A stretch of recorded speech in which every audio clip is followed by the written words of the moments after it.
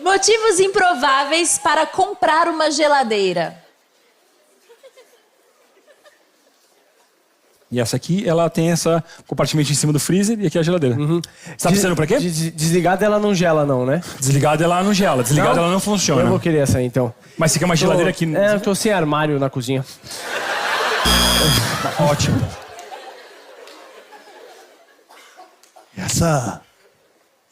O freezer dela é grande, né? O freezer dela é grande. Perfeito. Você precisa pra quê? Cabe um corpo?